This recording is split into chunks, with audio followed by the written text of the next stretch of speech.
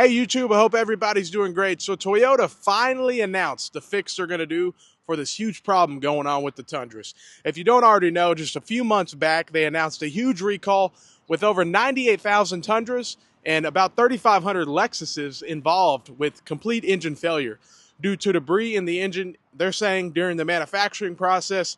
I do believe there's more to the story, but at the end of the day, the main crankshaft bearing is failing and it's causing huge issues. And I mean, people are driving on the highway and then boom, your engine's done. So it's really unfortunate, especially coming from Toyota. Over 98,000 Tundras are now going to need a new engine, and we know that for sure. We kind of all assumed that's what they were going to do, but we were hoping they weren't going to try to cheap out and just do a certain part here or there.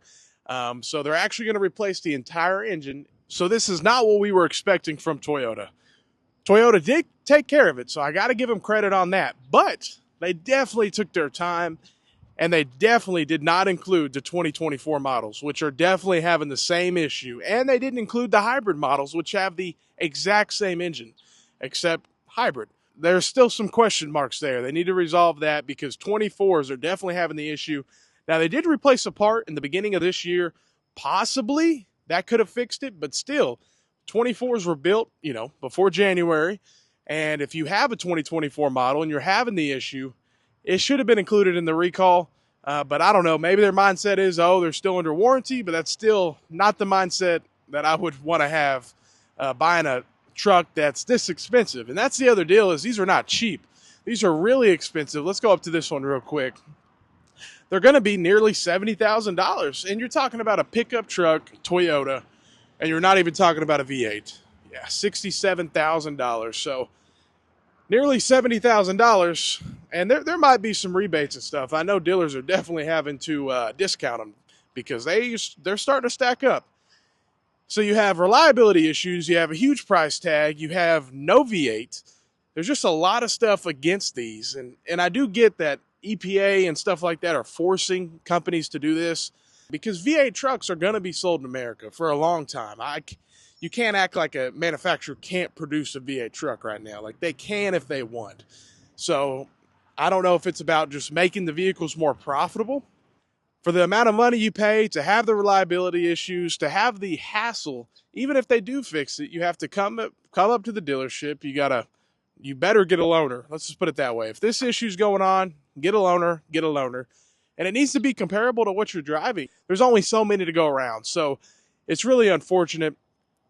And I hate, because I know someone's going to get stuck in a Camry. Someone's going to be making their payment, or, even if they pay cash, someone paid all that money for a new truck and they're going to be driving a Camry. And that's just the reality of the situation. So sad thing coming from Toyota. I'm glad they fixed it. It's really the best thing they could have done.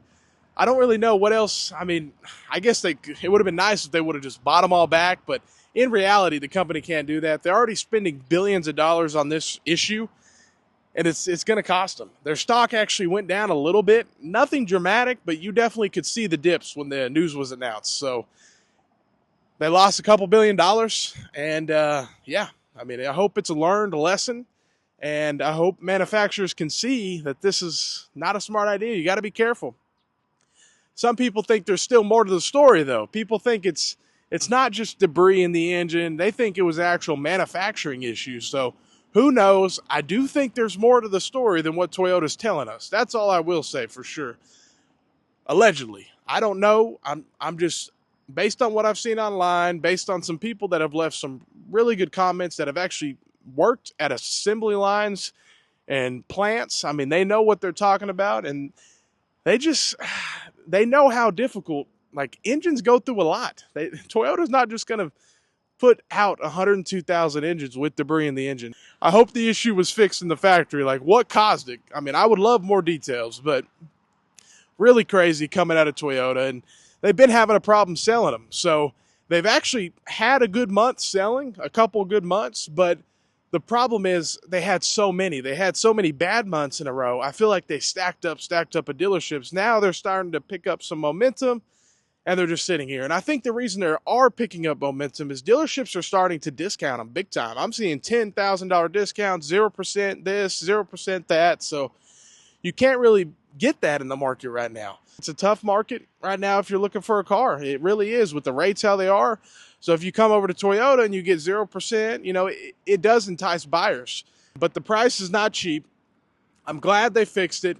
And I would love to hear your opinion. If you're affected by this, and leave a comment. I want to hear your opinion based on what's going on and what you think about this. So thanks for watching and have a great day.